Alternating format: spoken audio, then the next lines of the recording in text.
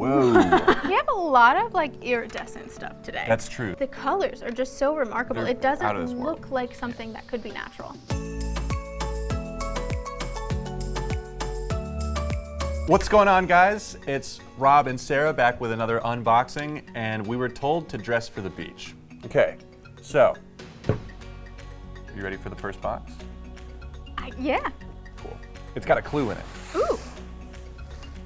Never read a clue for an Oh, unboxing nice. before. These gems come from broken homes. That's so sad. Wow. It'll probably make sense when we open it. Ooh. What? I have a feeling that it's pearl. You're right. You're right. Yeah, this is a cluster of what's called blister pearl. All pearls form when an irritant like a grain of sand or a shard of something gets inside the shell of the mollusk, and as a defense mechanism, it secretes this nacre, which is what gives the inside of the shell its luster. So layer after layer after layer of nacre gets produced to protect the mollusk. Sometimes the irritant itself is like directly against the shell, and so a blister pearl forms around it, kind of like a blister, like on the skin. Sometimes these blister pearls will get like scraped off of the shell and then filled in or finished up with mother of pearl or like a resin, and then sold as regular old pearls. Looks like a tadpole. Yeah, it does. They're like a little teardrop. These are just the shells. What's cool though is that the color of the inner layer of the shell determines the color of the pearl. The black-lipped oyster shells I think are my favorite because you get all the iridescence but with like a dark undertone, which I think is really pretty. Looks like when you like spill oil on the Yeah, or ground. like gasoline. Yeah. Yeah. It's kind of got a little soul patch on the back.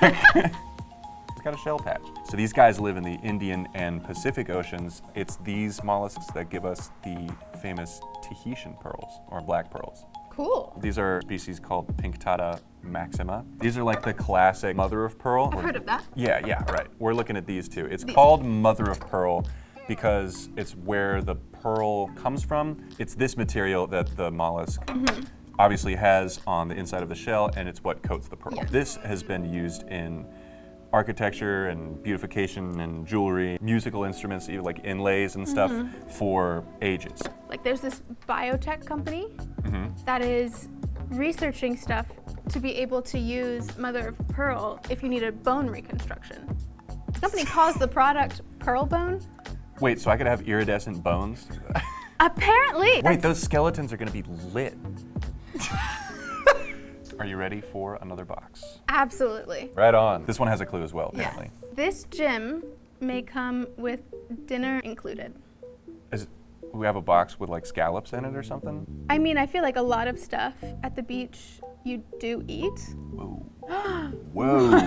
Oh, this is like psychedelic. It's really intense. This is abalone. This iridescent effect is also caused by nacre, but in obviously a very different way. The nacre is composed of calcium carbonate, and these bits of calcium carbonate are packed so tightly together that it acts as like a diffraction grate, and so when light comes in and interacts with it, it splits into all of the spectral colors. That's really cool. Yeah, so that's why it looks as crazy as it does. As the shell grows, it forms a new hole along the ridge, like rings on a tree, and this hole is sort of like an all-purpose hole. It's a waste hole, it's a reproduction hole. The abalone snail is a delicacy in a lot of cultures. Yes. So in the Pacific Rim, abalone shells, they're not just pretty, they have a lot of value as a food source, particularly the Maori people of New Zealand. They call it paua, and it's a delicacy that they eat. Often,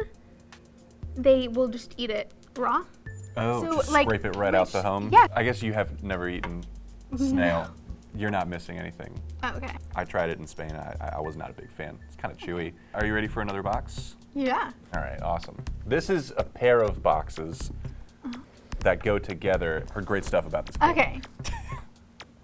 Oh my god. This skeleton gem is remarkable. Hey! It kind of looks like a candy necklace. That is what I was gonna say. So coral is a living animal that comprises reefs, right? So you got some pretty coral stuff, and I got some what looks like fossilized coral stuff, which is also really cool. You can see the patterns and the structure of the coral as it once lived, which is really dope.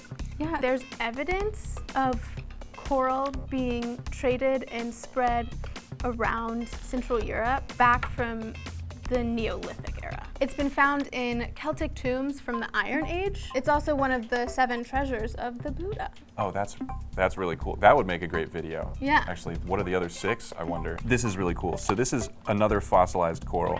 This is agatized coral. Agate is a microcrystalline form of quartz. So you've seen quartz where it's, it's like a long crystal and it comes to a point. This is also quartz, except the individual crystals are microscopic. So you can't see the individual crystals, but it is all quartz. This is a fossil that has been replaced. That looks like a mermaid's tail. It's like a geode. It's the same material that's in a lot of geodes. And if you look really, really close, you can see that there's a lot of like glitter going on the black material here. It's like very druzy is the word for that. That's so cool. That's a fossil. This is also an agatized fossil, so it's been replaced by agate, but it's clearly a very different sort of situation. That is not the same. Agate can take on a lot of different appearances. Like it had bubbled up. Maybe this is what's on the inside of all coral, but it's like broken, and now we can kind of see the tubes in the guts and stuff. And then there's this slice which has kind of similar colors to this, but it's also got like banding on the outside. Do you know what? What? When you put it at the right angle and the light hits it, it kind of looks like snowflakes. So on here, if you like look really close, you can kind of see this like corrugation. Oh, so I guess this is the cross section of what we're seeing lengthwise there. That's really cool. It radiates out, kind of like a spider web. These are cabochons, polished cross sections of fossilized coral, and we actually have these for sale on jtv.com. There's a link in the description if you want to get some fossilized coral for yourself. Yeah. You can see the agate is fluorescing white here under our UV light, which is super cool. Check that out. Oh, cool. Yeah, the agate. Oh, the and you agate's can see it like better. Yeah, you can see the pattern. So it looks like that. I really like a good fluoresce. This, the black coral, the texture of it is so, it's not smooth. It's like sandpapery, like pimply, it's got a rough I guess. finish. Yeah. That's actually how you can tell if it's natural black coral, is that the natural stuff has that texture. I'm looking at this ring, and I feel like this might be a good example of the webbing. Good call, yeah. Yeah. So that's a cameo. A cameo is basically the carving of a face, like a visage, in like a precious material. So you see how the image is like raised, and intaglio is where the image is recessed. So cameo out, intaglio in. Yeah, I don't know who this woman is. She was obviously significant enough to someone. Yeah. You ready for another box? Yeah. Let's do it. Ooh, whoa. Colors. Hold on. It's translucent, right? Where it's broken, I see what's called conchoidal fracture, and that is characteristic of glass. I was gonna say this looks like a green glass bottle. Like this is the green that you would see in a glass bottle. This is sea glass. It doesn't form in the ocean. It finds itself in the ocean. So it really could have been like a pirate threw Yar. his bottle over the side of the ship. Me rum's out. They're gone. And now it's here on our table. Yeah, it's very cool. So it gets tossed around by the waves, bumping up against harder things, and it's smooth, the edges are taken off, and it washes up on shore, and beachgoers can just find it, and it can get incorporated into jewelry, Oh, cool. Got a few more. Let's go.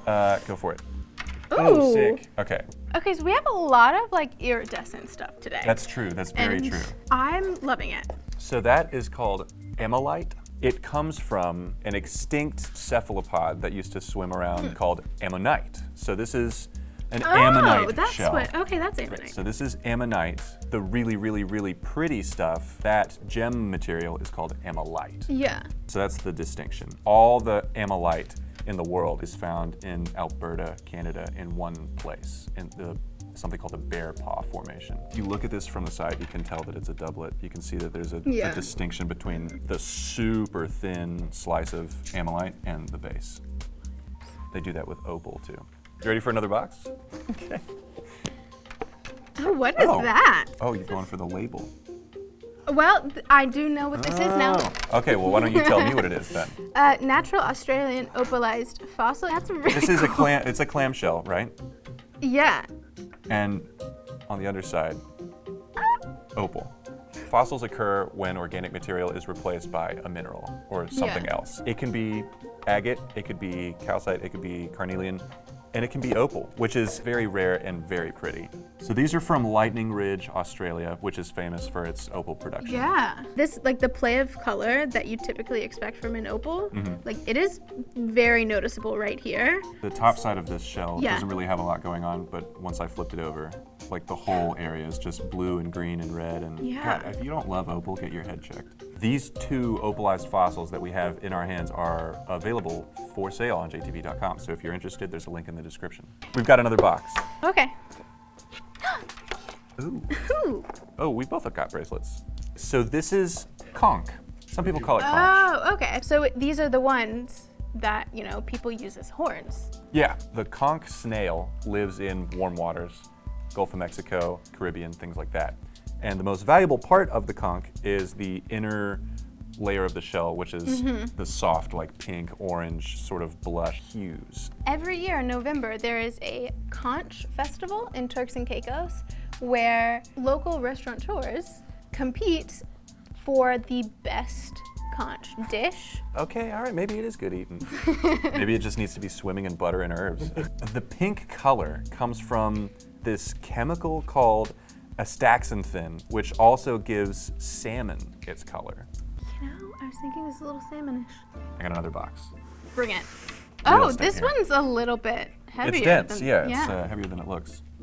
Oh, check that out. What is that? So this is a fossil. These are looking like barnacles. So a barnacle is a little guy that grows on the surface of another thing. A barnacle is an arthropod that's related in some ways to like crabs and lobsters. Barnacles are what's called a sessile creature. So they basically just pick a spot and stick there for their entire lives. Large rocks, the undersides of ships, whales even, they'll just stick, they'll just grow on whales. Yeah, so this is a fossilized barnacle, which means it looks like the original thing, but it's not made of the same stuff. It's been replaced by calcite or quartz. Are you familiar with the term keel hauling? Nope. So barnacles sometimes form on the undersides of ships, and a form of punishment in pirate culture is they would tie you to a rope and drag you along the underside of the ship. So you would get scratched up and cut to death. A pretty brutal practice. So yeah, the time has come to take a closer look. I think I want to take a closer look at this opalized clam. I think if you really get in on it, you're going to see these colors, and to see those colors on the shape and form of a clam is really kind of interesting. So this is my pick.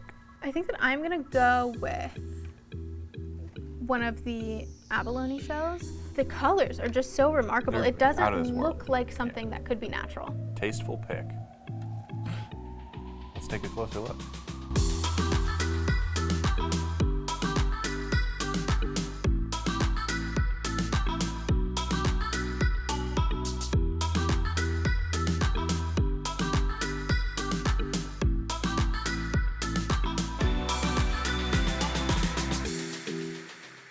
I'm gonna have to look for some stuff next time I'm at the beach. 100%, yeah. Some glass, maybe some shells, Yeah. some coral. It can all wash up. Let us know what you'd like to see later in future videos in the comments, maybe a video about black pearls. Ooh, yeah. But regardless, thank you so much for watching, and don't forget to like and subscribe and ring the bell so you don't miss out on future videos.